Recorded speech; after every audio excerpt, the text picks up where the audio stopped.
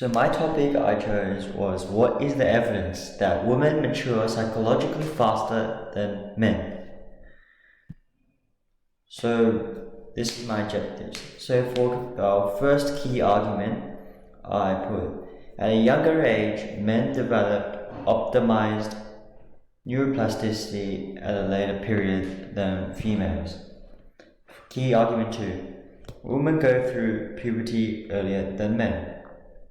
Key argument 3, in a counter-argument to the preconceived notion that girls optimize brain connections earlier than boys, men are more likely to be mature than women from a psychological perspective. So my first evidence was scientists identifying why girls often mature faster than boys. This research was conducted by Newcastle University scientists during December 19th, 2013, and they discovered that boys are more likely to have a delayed initiation of effective neural activity. And the author Berglund notes that gender shouldn't be the ultimate guideline to an impact on maturation. And this is caused from the many mishaps that happen during the digital age. Boys have the tendency to be affected most by the disruption of the optimization of brain sensitivity, and this is caused by not being able to get exercise every day for at least 1 hour. During these COVID times, we always stay in our houses, locked up, unable to improve on our cognitive skills or communication skills. Not only just COVID, but compared to the late 1900s, there wasn't many digital access used during this era. So, yeah. And continuing on, Christopher Berglund again states the detrimental effects of this modern society. He reinforces and elaborates the fact that the delayed onset of strong neural pruning, which is the breaking of neural networks, and the neuroplasticity in boys. This slight indicator is the difference of brain connectivity between both genders, and this is discovering the influence of brain connections on diseases. The article actually subtly links to the psychosocial voice of effect through the expression of gene to both genders.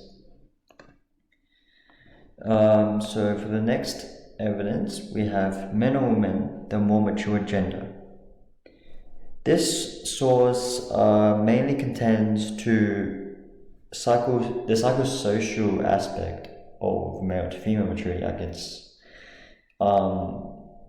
This newspaper article argues against female early maturity, and it is a result of men being forced to repress their emotions and feelings to society.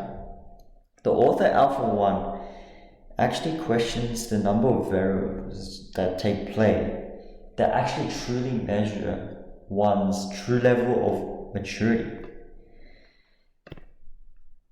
So continuing on, Alpha One cites upon a credible figure, I believe his name is Kevin Fitzmaurice, and he gives the author states he's the author of the Secret of Maturity's 6th law of maturity and responsibility. So he gives the 6 laws, and these laws are emotional responsibility, emotional honesty, openness, assertiveness, understanding, and lastly, emotional detachment. Although there aren't many studies that include to support the author's contention, he includes many authoritative figures such as Camille Paglia, who argues that the modern economy isn't made without men. So the next slide is going to be on the textbook. Many differences show that women and men have different areas of the brain relating to different social abilities. And I believe Lacoste, Utamsing, and Holloway reported a study that said that women's corpus callosum is larger than a male's corpus callosum. However, through around 50 studies, this had shown to differ. So this study was not backed up by multiple reliable and accurate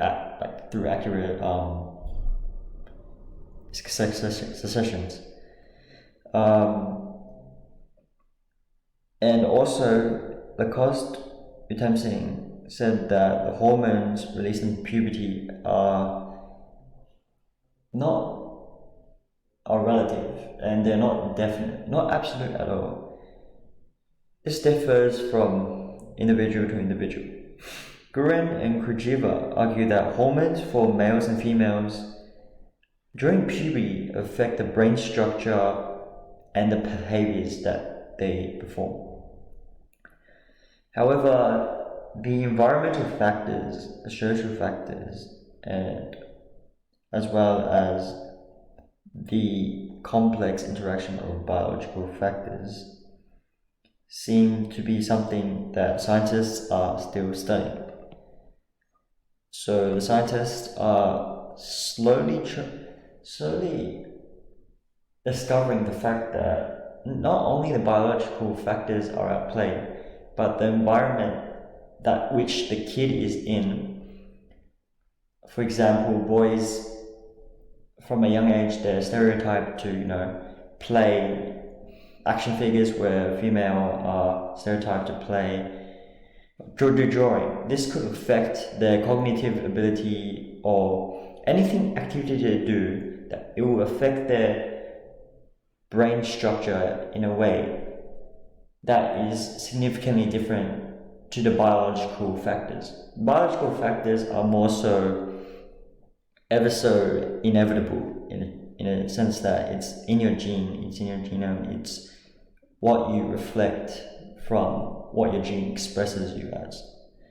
So the evaluation of my evidence is going to be that source 1, although it's high in objectivity and it has a strong use of authoritative figures, as I've said previously, a con would be that it wouldn't be so considered a scholarly journal and would be considered more of a magazine, if anything. But so the research is poorer. In source 2, it emphasizes heavily on psychosocial approaches, so I got a lot of information, I delved deep into that, and I got a lot of insight in that, which is great, between the sex and maturation. A con would be that some parts felt kind of random and biased. For source 3, it was supported by heavy research and peer-reviewed by many psychologists, which was a textbook. A con would be that it doesn't take account of students' prior knowledge to account. So some students, if they don't know what this particular term means, or this concept or idea, then they would have difficulty understanding the content.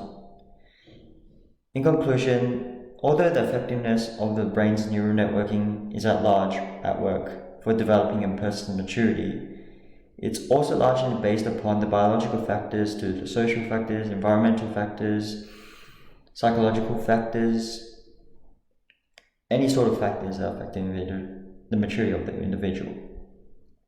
So therefore I can conclude that there will need to be further implications and research to be conducted on this particular area of study, as I believe that maturity is really complex and ambiguous in terms of measuring it objectively between individuals and comparing them.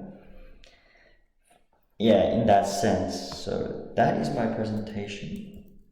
I hope you enjoyed listening. Thank you.